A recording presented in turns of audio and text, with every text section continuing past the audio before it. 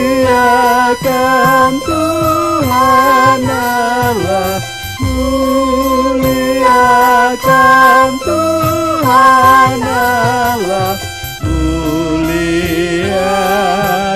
pimpinannya dalam kasih sayangnya.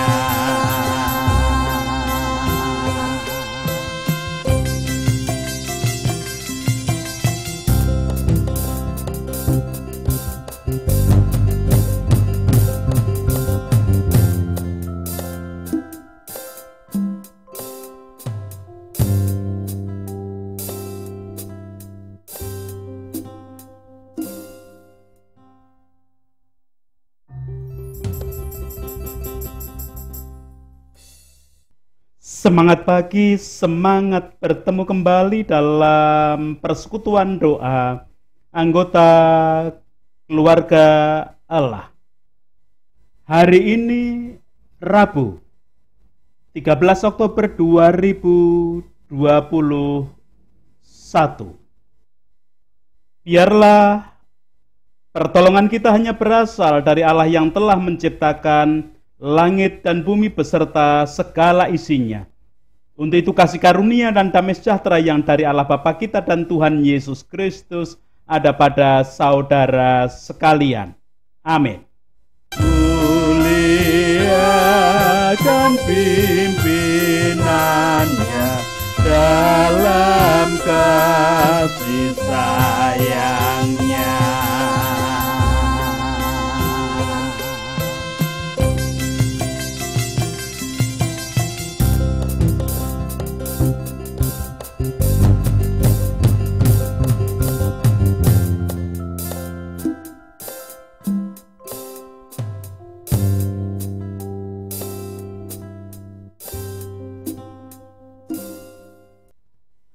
Anggota keluarga Allah, perenungan Sabda hari ini menggunakan tema dan judul Jangan Ngandelake Kuping dan Mangkotake Ati. Kata kiasan Jawa untuk ngandelake kuping adalah kandel kupinge. Kata kandel kupingi adalah sebutan bagi orang yang tidak punya malu karena sudah sering diingatkan dan dinasihati, tetapi tetap saja melakukan hal yang buruk atau yang tidak sesuai. Apa yang dinasihatkan tidak pernah diperhatikan, bagaikan masuk lewat telinga kanan dan langsung keluar lewat telinga kiri atau sebaliknya. Jikalau ngandelake kuping berarti dengan sengaja menebalkan telinga, sengaja tidak memperhatikan nasihat atau bahkan sengaja membelakangi nasihat. Kuping atau telinga yang semestinya berfungsi untuk mendengar, tetapi saat ada suara berupa nasihat justru semacam ditutupi agar tidak mendengar. Tentu hal yang demikian menjadi sesuatu yang sangat tidak elok untuk diwujudkan di dalam kehidupan. Adapun kata mangkotake ati berarti mengeraskan hati. Hati berfungsi untuk merasakan. Namun justru dikeraskan agar tidak merasakan. Hati yang merasakan ini biasanya berawal dari mata yang melihat, menyaksikan, dan atau telinga yang mendengar, yang kemudian hati baru merasakan. Jadi apa yang disaksikan dengan mata atau apa yang didengar lewat telinga itu masuk ke dalam hati. Kalau mangkotake hati atau mengeraskan hati berarti sekalipun melihat, sekalipun mendengar tetapi mengeraskan hati untuk tidak mempedulikannya. Jadi sebenarnya ada kaitan erat antara ngandelake kuping dengan mangkotake hati. Orang yang dengan sengaja ngandelake kuping atau menebalkan telinga biasanya sudah terlebih dahulu mangkotake hati atau mengeraskan hatinya terhadap didikan dan nasihat. Dengan kata lain, sebenarnya orang yang ngandelake kuping dan mangkotake hati tidak percaya pada didikan dan nasihat yang diperdengarkan. Anggota keluarga Allah, jikalau dalam pergaulan dunia hal ngandelake kuping dan mangkotake hati tidaklah baik untuk dilakukan, apalagi dalam kehidupan iman. Yesus pernah memberikan pengajaran iman bahwa jika orang ngandelake kuping dan mangkotake hati tidak akan mendapat tempat di surga. Pengajaran Yesus yang demikian kita terima lewat bacaan Injil pada leksionari hari ini. Kita akan bersama-sama memperhatikan dengan membaca dan rasakan bacaan Injil hari ini. Injil Yesus Kristus menurut Lukas di dalam pasal 16 ayat 19 sampai dengan 31 memberikan kesaksian demikian. Ada seorang kaya yang selalu berpakaian jubah ungu dan kain halus, dan setiap hari ia bersukaria dalam kemewahan. Dan ada seorang pengemis bernama Lazarus, badannya penuh dengan borok, berbaring dekat pintu rumah orang kaya itu, dan ingin menghilangkan laparnya dengan apa yang jatuh dari meja orang kaya itu. Malahan anjing-anjing datang dan menjilat boroknya. Kemudian matilah orang miskin itu, lalu dibawa oleh malaikat-malaikat ke pangkuan Abraham. Orang kaya itu juga mati lalu dikubur. Dan sementara ia menderita sengsara di alam maut, ia memandang ke atas. Dan dari jauh dilihatnya Abraham dan Lazarus duduk di pangkuannya. Lalu ia berseru katanya, "Bapak Abraham, kasihanilah aku.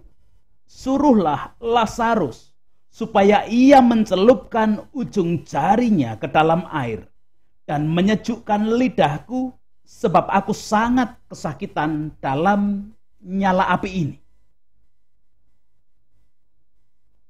Tetapi Abraham berkata, "Anak, ingatlah bahwa engkau telah menerima segala yang baik sewaktu hidupmu, sedangkan Lazarus segala yang buruk. Sekarang ia mendapat hiburan dan engkau sangat menderita.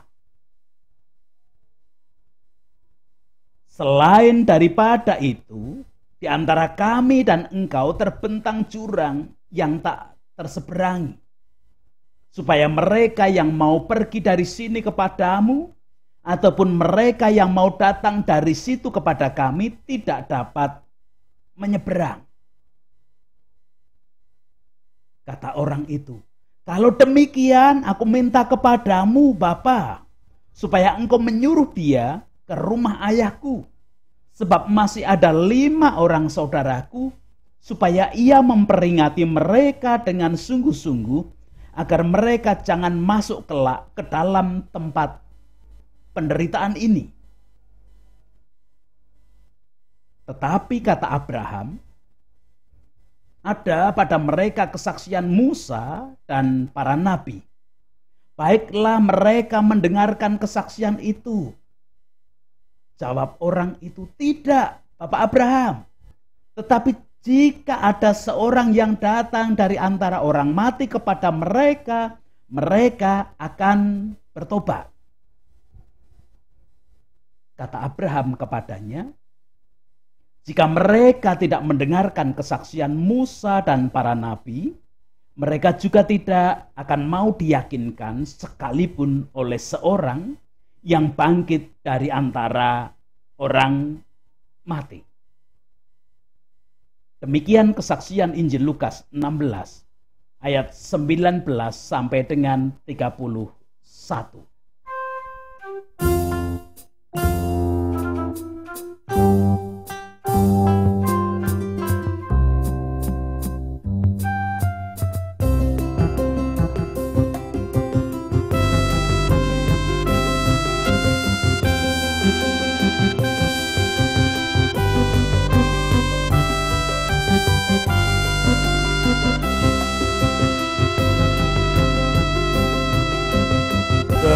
Katamu abadi,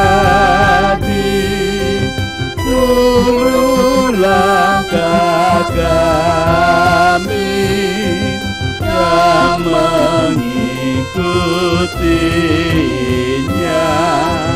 hidup sukacita.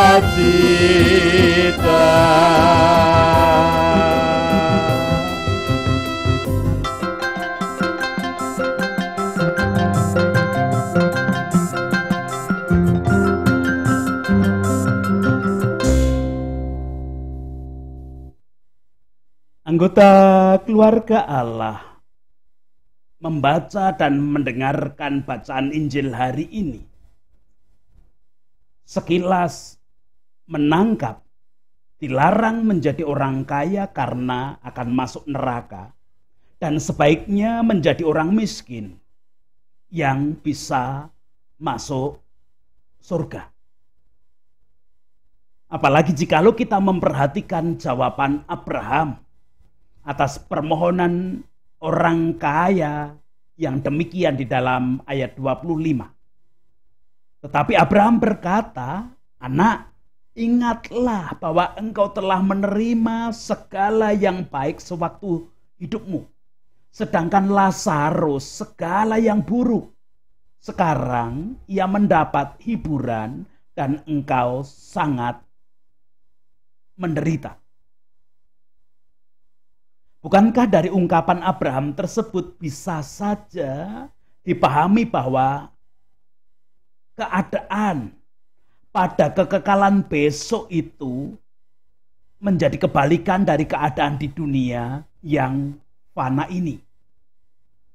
Tatkala di dunia ini kaya, besok berarti di kekekalan merasakan penderitaan. Tatkala di dunia ini selalu bersukacita, besok di dalam kekekalan merasakan penderitaan yang sangat.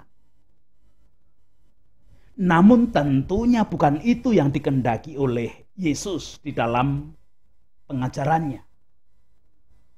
Bukankah pada bagian lain Yesus justru datang ke rumah Sakeus, seorang pemungut cukai yang kaya raya?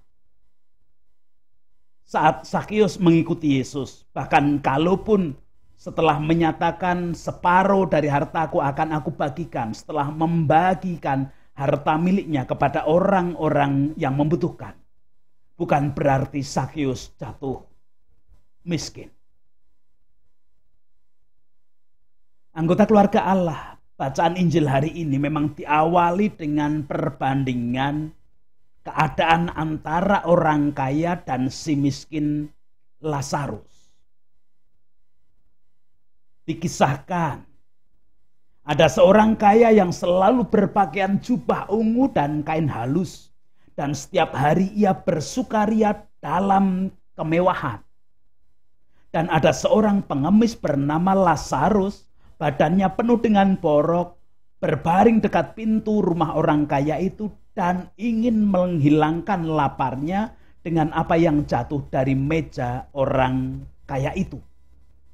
Malahan anjing-anjing datang dan menjilat boroknya. Bukankah ini sebenarnya bukan hanya sekedar tentang perbandingan antara si kaya dan si miskin? Namun lebih dari itu, di dalamnya sebenarnya juga terdapat kisah ketidakpedulian dari si kaya atas kondisi si miskin yang bernama Lazarus tadi. Masakan orang kaya tadi tidak melihat Lazarus yang miskin yang berbaring di depan pintu rumahnya yang tubuhnya penuh dengan borok? Tentu melihat dong, cuman tidak peduli. Borok atau luka pada tubuh Lazarus si miskin tentu tidak pernah diobati. Bagaimana mungkin Lazarus bisa mendapatkan obat kalau tidak memiliki uang untuk membayar? Bukankah dikatakan ia miskin? Tentu dalam luka dan boroknya, Lazarus si miskin pun pasti pernah mengerang kesakitan. Bahkan tatkala anjing-anjing menjilati boroknya, setidaknya ada erangan kesakitan, setidaknya ada usaha untuk menghalau anjing-anjing agar tidak menjilati boroknya. Apakah orang kaya tadi tidak mendengar sama sekali ketika Lazarus menghalau bahkan mengerang kesakitan ketika dijilati oleh anjing-anjing? Tentu bukan karena tidak mendengar, melainkan tidak peduli. Mengapa tidak ada kepedulian dari orang kaya dalam bacaan tadi? Karena orang kaya itu hanya berpusat pada sukacita diri sendiri di dalam kemewahan mereka. Jadi sangat dimungkinkan bahwa orang kaya tadi masuk neraka karena ketidakpeduliannya. Mungkin di antara kita bergumul, tetapi apakah benar hanya karena tidak peduli bisa membuat orang masuk neraka? Anggota keluarga Allah, mari kita mencoba membayangkan suasana surgawi yang penuh dengan damai sejahtera. Tentu yang namanya suasana penuh dengan damai sejahtera, yang berada di dalamnya tentu saling peduli, saling mengasihi. Tidak mungkin orang tidak saling peduli, tidak mungkin orang tidak saling mengasihi kok merasakan damai sejahtera. Masakan iya di suatu tempat atau daerah yang isinya orang banyak tidak saling peduli, tidak saling mengasihi, dan kemudian daerah itu bisa disebut daerah yang damai sejahtera? Mustahil kalau itu terjadi. Bahkan jikalau kita memperhatikan dengan sungguh kelanjutan bacaan Injil hari ini, orang kaya yang tidak pernah peduli dan tidak pernah mengasihi itu ternyata hanya minta dipedulikan dan minta dikasihi oleh orang lain. Tidak mau peduli tapi minta dipedulikan, tidak mau mengasihi tapi minta dikasihi. Ayat 24 memberikan catatan, lalu ia berseru katanya, Bapa Abraham kasihanilah aku. Suruhlah Lazarus supaya ia mencelupkan ujung jarinya ke dalam air dan menyejukkan lidahku. Sebab aku sangat kesakitan dalam nyala api ini. Itu keadaan orang kaya dalam bacaan Injil hari ini. Ketika hidup di dunia tidak pernah mau peduli, tidak pernah mau mengasihi. Namun tatkala di dalam kekekalan, minta dipedulikan, minta dikasihani, Bukan hanya oleh Bapak Abraham, tetapi oleh Lazarus yang dulu ketika hidup di depan pintu rumahnya tidak pernah dipedulikan dan dikasihi sama sekali. Anggota keluarga Allah berdasarkan penjelasan keadaan damai sejahtera yang demikian tadi dan apa yang dilakukan oleh orang kaya tadi. Kita tentu bisa menyatakan bahwa orang yang tidak pernah peduli, orang yang tidak pernah mengasihi sesama, dan bahkan orang itu hanya minta dipedulikan, hanya minta dikasihi, orang yang demikian tidak akan masuk surga. Anggota keluarga Allah mungkin di antara kita bergumul atau ada yang bergumul. Mengapa Bapak Abraham memberikan jawaban seperti yang tertulis pada ayat 25? Anak, ingatlah bahwa engkau telah menerima segala yang baik sewaktu hidupmu, sedangkan Lazarus segala yang buruk. Sekarang ia mendapatkan hiburan dan engkau sangat menderita. Pergumulan itu mungkin, bukankah itu wujud ketidakpedulian? Mengapa Yesus memberikan ajaran dengan menceritakan Abraham, memberikan pengajaran tidak usah peduli kepada orang kaya tadi? Anggota keluarga Allah sebaiknya jangan hanya berhenti sampai di situ. Kita lanjutkan ayat 26 yang dikatakan demikian. Selain daripada itu di antara kami dan engkau terbentang jurang yang tak terseberangi, supaya mereka yang mau pergi dari sini kepadamu ataupun mereka yang mau datang dari situ kepada kami tidak dapat menyeberang. Itu mengandung pengertian bahwa kepedulian itu harus diwujudkan sesuai dengan keadaan dan kemampuan. Saat keadaannya ada jurang yang tak terseberangi, memisahkan. Tidak ada kemampuan untuk bisa melompati jurang tersebut, ya jangan bunuh diri dengan atas nama kepedulian. Tentu ini berbeda dengan kondisi saat orang kaya hidup di dunia dan Lazarus sebagai si miskin hidup di depan pintu rumahnya tadi. Orang kaya tadi memiliki kemampuan yang berlebih. Hartanya hanya digunakan untuk bersenang-senang di dalam kemewahan. Orang kaya tadi keadaannya sangat wah, berbanding terbalik dengan Lazarus. Sebenarnya bisa mewujudkan kepedulian, bahkan turah iso kalau menurut bahasa Jawa, tetapi tidak mau mewujudkan kepedulian.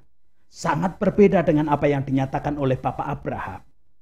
Keadaan ada jurang yang tak terseberangi memisahkan, kemampuan manusia tidak mungkin melompati jurang tersebut, ya jangan memaksakan untuk bunuh diri dengan atas nama kepedulian. Karena kasihan. Harus hati-hati mengasihi, peduli, tetapi ketika tidak melihat diri justru bisa mati. Anggota keluarga Allah. Terus apa hubungan pengajaran Yesus untuk peduli dan mengasihi dengan judul dan tema perikop perenungan sabda hari ini? Jangan ngandelake kuping dan mangkotake hati. Jika kita lanjutkan pada bacaan Injil hari ini, ketidakpedulian dan tidak mau mengasihi ternyata berawal dari orang kaya yang ngandelake kuping dan mangkotake hati. Mereka tahu di depan rumahnya ada si miskin Lazarus yang boroknya tidak karu-karuan. Kalau mereka jijik mestinya segera mengajak Lazarus datang kepada tabib atau dokter untuk berobat. Dengan hanya mengambil sedikit bagian kekayaan mereka, tetapi mereka tidak peduli. Mereka mendengar erangan si miskin Lazarus ketika dijilati anjing, tetapi mereka tidak mempedulikan sama sekali, membiarkan Lazarus mati. karena dijilati anjing. Anggota keluarga Allah. Dalam kehidupan orang Yahudi, Musa sebenarnya di dalam kitab Taurat dan para nabi yang juga pada kitab-kitab lainnya sebenarnya telah memberikan pengajaran untuk selalu saling peduli dan saling mengasihi kepada seluruh komponen bangsa. Bahkan di dalam kitab Perjanjian Lama, banyak sekali aturan di dalam kehidupan Israel yang mengatur tentang hubungan manusia yang harus saling peduli dan saling mengasihi. Salah satu contohnya tentang tahun Sabat yang dirayakan setiap 7 tahun sekali, setiap tahun ke-7. Undang-undang mengenai tahun Sabat diantaranya mengatakan hasil tanah dimiliki bersama, itu artinya berbagi kepada sesama. Di dalam tahun Sabat harus dilakukan penghapusan hutang dan lain sebagainya. Bahkan pada bagian kitab Ulangan, secara khusus dalam pasal 15 ayat 11 dikatakan, sebab orang-orang miskin tidak hentinya ada di dalam negeri itu. Itulah sebabnya aku memberi perintah kepadamu demikian, haruslah engkau membuka tangan lebar-lebar bagi saudaramu yang tertindas dan yang miskin di negerimu. Anggota keluarga Allah, tentu sungguh tragis. Ajaran nasihat untuk peduli dan mengasihi ada, tetapi tidak dihiraukan, bahkan malah ngandelake kuping dan mangkotake hati.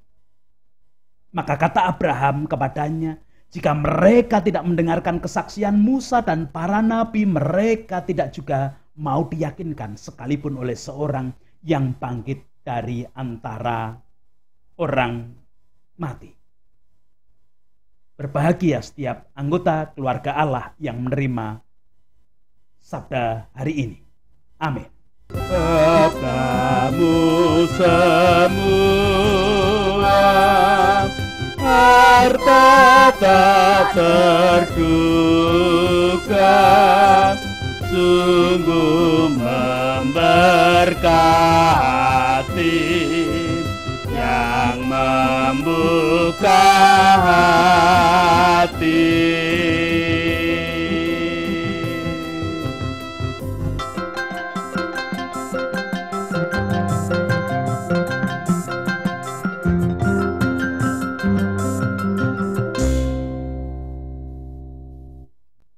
Kita berdoa bersama. Pujian, hormat, dan syukur kami haturkan atas sabda yang boleh kami terima. Biarlah ketika kami membuka hati, kami menemukan harta yang tak terduga dan menolong kami di dalam keselamatan sejati. Apapun aktivitas kami hari ini, Tuhan berkuasa. Apapun keadaan kami termasuk kelemahan ragawi, Tuhan pun berkuasa. Apapun keadaan anak-anak kami haturkan. Apapun keadaan bangsa dan negara kami, apapun keadaan para pemimpin, wakil rakyat, tokoh masyarakat, tokoh agama, dan semua komponen bangsa negara kami haturkan. Bangunan kerukunan, bangunan toleransi tetap kami haturkan ke dalam tangan kasih kuasa-Mu. Itu doa kami. Ampuni dosa dan kesalahan kami. Ampuni dosa kesalahan semua para pemimpin, anggota masyarakat, dan semua komponen bangsa dan negara ini. Dalam Kristus kami berdoa. Amin. Melanjutkan kehidupan dengan tetap membawa berkat Tuhan dengan harta yang tak terduga kita wujudkan menjadi kehidupan kita. Kasih karunia dan damai sejahtera yang dari Allah Bapa kita dan Tuhan Yesus Kristus di dalam persekutuan dengan Roh-Nya yang kudus tercurah, melingkupi, melayakkan, menguasai setiap anggota keluarga Allah. Amin. Kepadamu semua harta tak terduga, sungguh memberkati yang membuka